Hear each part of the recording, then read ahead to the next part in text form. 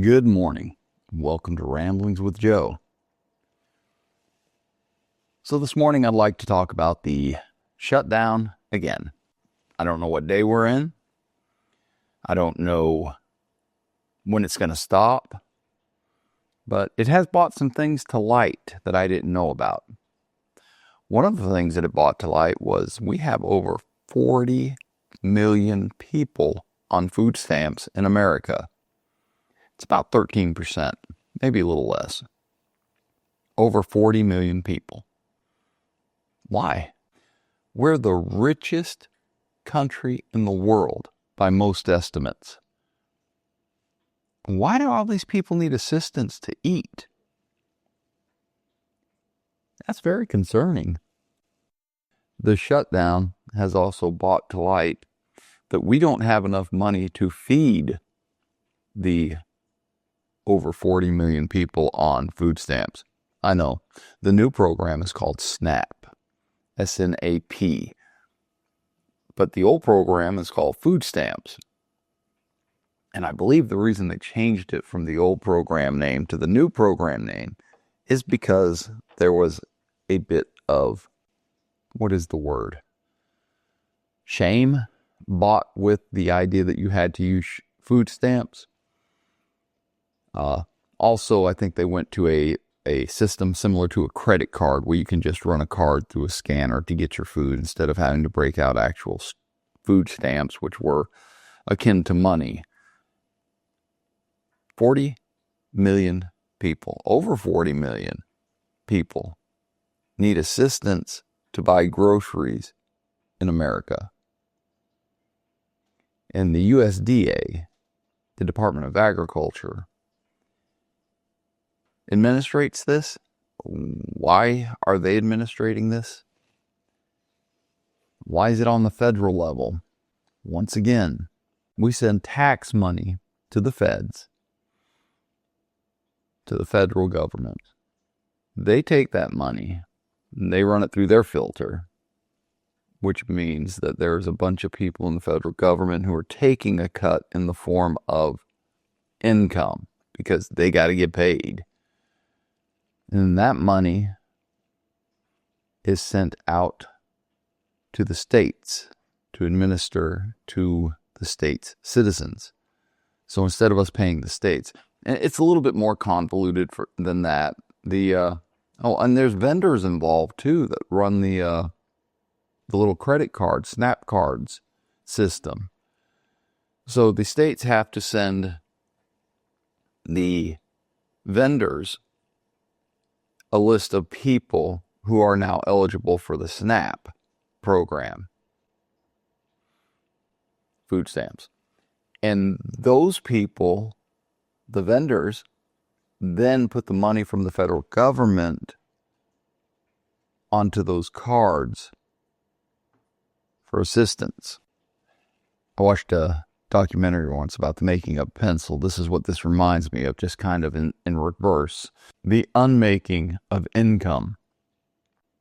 So, we're all sending money to the federal government. They're paying themselves their income. And then the state has to pay a lot of people incomes that are administering the program on the state level and keeping the rolls up to date as to who's qualified for SNAP, food stamps.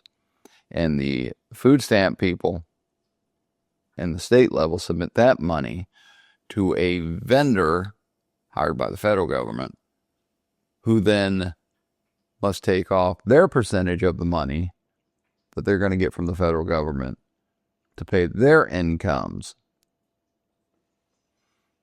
Bureaucracy is very expensive.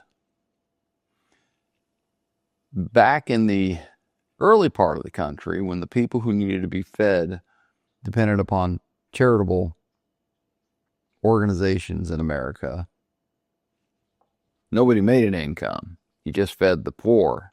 That's what we did. We fed the poor. But because we need to now have the federal government, the state government, I suppose At some point, there's also a county office and maybe a city office. Who knows how many branches of SNAP offices there are in Atlanta. Obviously, this is the most inefficient system that there is. The most efficient system is if you need charity, you go to a charitable organization, a church, some kind of organization that is a food pantry, whatever, and you get some food. This is not a good system.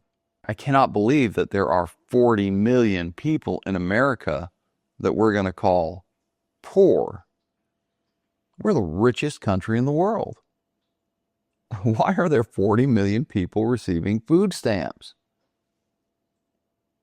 And unfortunately, control of this particular program is so diversified, I don't think there's any way to find out who is justifiably receiving food stamps and who is not. So, today, the country will hand out food. We do it without a bureaucracy. We do it without the need for the government involvement. People will just come to your door, say the words trick or treat, and be handed food. It's not charity, not in this case. In this case, it's a holiday tradition. But as you can see, can you imagine if the government had to provide the candy that we hand out on Halloween? Holy crap. We'd all have to spend $700-800 every year just to give the kids in the neighborhoods candy. It's Halloween. It means a couple things to me. Number one, it means I have to be very careful at my job. There are going to be kids out and about. And number two, it means a very busy evening in our neighborhood. I live in an HOA neighborhood that has always been very huge on the Halloween holiday and has always handed out much candy to the kids. We probably won't participate. We've got other responsibilities to each other, my wife and I. But it's a day that I really enjoy. I enjoy seeing the kids out and about. I enjoy seeing them dressed up in silly outfits. It also is a reminder of how out of touch I am with today's culture because I see so many costumes now that I have no idea what they're dressed up as. A lot of people consider it a pagan holiday. It's just a holiday kids are having fun with now. We can't delete every little part of our lives that come from history and bad parts of history. Let's manipulate the now into something that we can appreciate. So when the kids ring your doorbell, give them some candy. If you're participating in this, cheers to you. If you're not, I understand. I won't be either. But it is Halloween. Today also marks the last day that I'll be spending with a coworker on the regular at work. And spending time with people always reinforces my belief that in general, people are good. In general, people are nice. If given the chance, most people are good people. It's the person who is not a good person, who rubs you wrong, who makes you feel angry, that can turn your day into a horrible day. And that's not the bulk of people. That's not the most people. That's not the majority of individuals. I really think the majority of individuals are good people who want to do the best they can in life for their family and for their community. And unfortunately, those are the people who kind of fly below the radar and aren't noticed a lot. It's the people who are jerks to you at the store, people who, expect what they're not entitled to.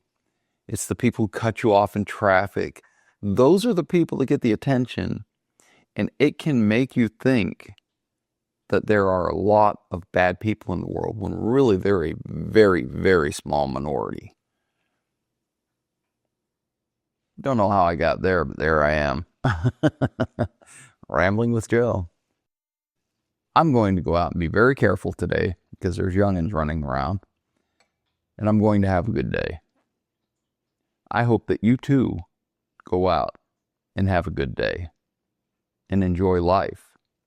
It is Friday, October 31st, Halloween. Happy Halloween, and until next time, I hope you have a fantastic Friday. Ciao.